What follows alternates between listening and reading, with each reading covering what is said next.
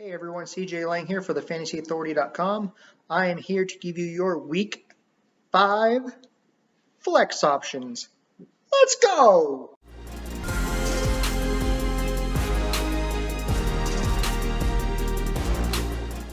Alright, for our first Week 5 flex play, we are starting off with quarterbacks. Danny Dimes of the New York Giants. If this is not a get-right week for the Giants, then it's probably hashtag tank for Trevor time. Dallas' secondary is not good.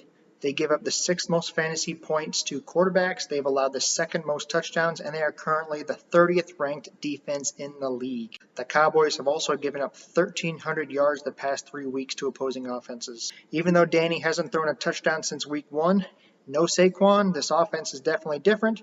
Look for them to air it out against that weak secondary and turn in a decent performance. Our number 2 flex quarterback play is Teddy Two Gloves of the Carolina Panthers. Just like Danny Dimes above, he is out of his star running back. Christian McCaffrey is still out for the foreseeable future, and it seems to have truly affected his team's offense as well. But the Panthers travel to Hotlanta to take on Matty Ice and the Falcons. Teddy has thrown for 878 yards the past 3 weeks, and the defense he faces this week allows a lot of passing yards. In fact, our Falcons defense allows the 2nd most passing yards, the 2nd most completions per game, and allows the most fantasy points to quarterbacks. The Panthers are looking for a 3rd consecutive win, and it could come at the feet of their 0-4 NFC South division rivals. Start Teddy Two Gloves with confidence this week. Some other solid options to start at quarterback for Week 5 is Justin Herbert at the Saints, Gardner Minshew at Houston, and Ben Roethlisberger versus the first place Eagles. For running back starts for Week 5, we are looking at number 1, Mark Ingram, who has had something of a dismal start to this season. He's only gone over 34 yards once, which is also as many times as he's had double-digit carries for this fantasy crushing committee. I predict that this season will at least hit a momentary uptick in Week 5. The Bengals are one of 6 teams giving up more than 150 yards per game on the ground and have allowed 3 of their 4 opponents to reach that mark. Ingram has 2 touchdowns in 4 weeks, and Baltimore is still boasting a top 10 offense that should have plenty of opportunities to score. There's enough to go around for this running back by committee head, so definitely start Mark Ingram this week. Our 2nd running back flex play for Week 5 is Kenyon Drake. So far, he's been a fantasy bust this season.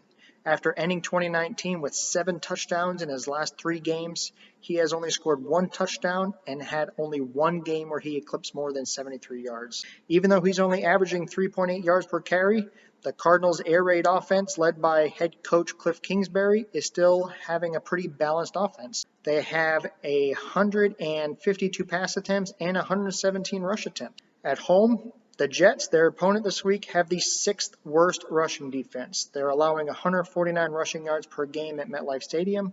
They've also given up the 3rd most rushing touchdowns and have allowed the most rushing plays of over 40-plus yards. Last week against the Panthers, the Cardinals were playing from behind. They did have some red zone looks, but unfortunately at that time, Kenyon Drake was out with an injury. Just plain old bad luck, but this is the week that he turns everything around. You can safely deploy Kenyon Drake this week in a game where he should see plenty of volume against a bottom 10 defense.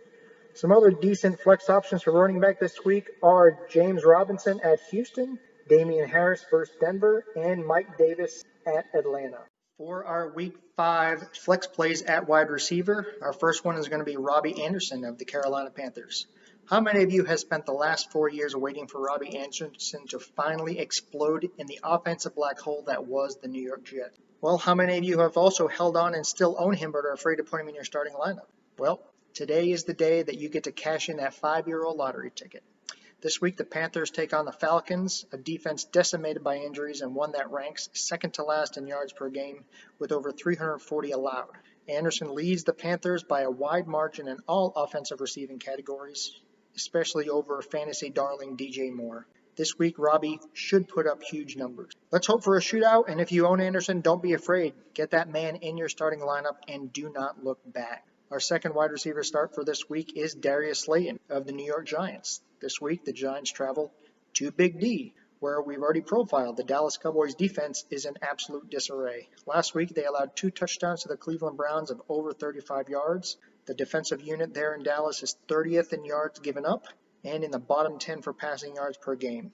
The Giants are going to have to hit on some big plays in order to keep pace with Dak and that high-powered offense.